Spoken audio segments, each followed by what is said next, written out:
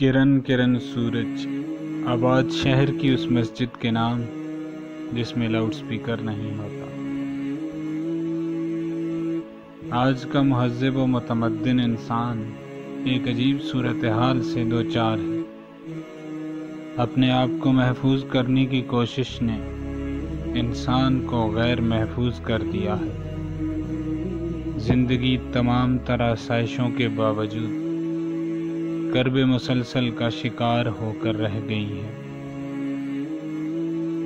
نیکیوں کا ثمر دور تک نظر نہیں آتا، لیکن بدی کی فوری عاقبت راہ کی دیوار بنی ہوئی ہے۔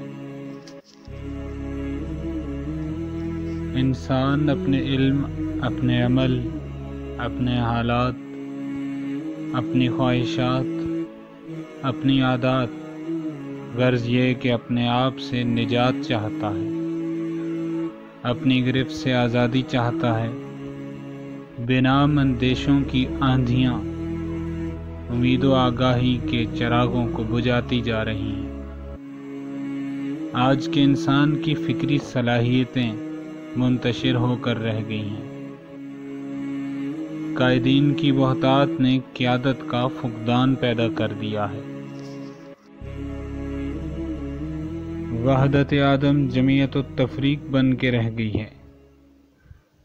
کسی کو کسی پر اعتماد نہیں، انسان کو اپنے آپ پر اعتماد نہیں۔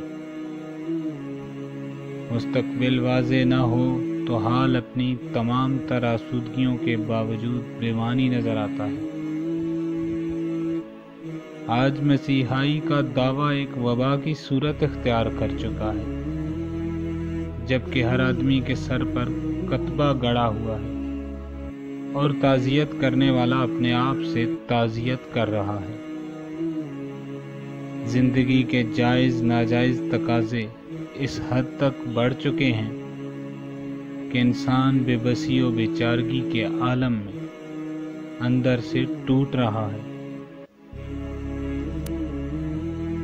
علم بڑھتا جا رہا ہے، پھیلتا جا رہا ہے، لائبریریاں کتابوں سے بھری جا رہی ہیں، اور انسان دلی سکون سے خالی ہوتا جا رہا ہے۔ آسائشوں کے حصول کا جنون آکاش بیل کی طرح انسان کی سوچ اور اس کے احساس کو لپیٹ میں لے چکا ہے۔ آج اگر سقراط دوبارہ پیدا ہو جائے تو وہ زہر کھا کے مر جائے گا۔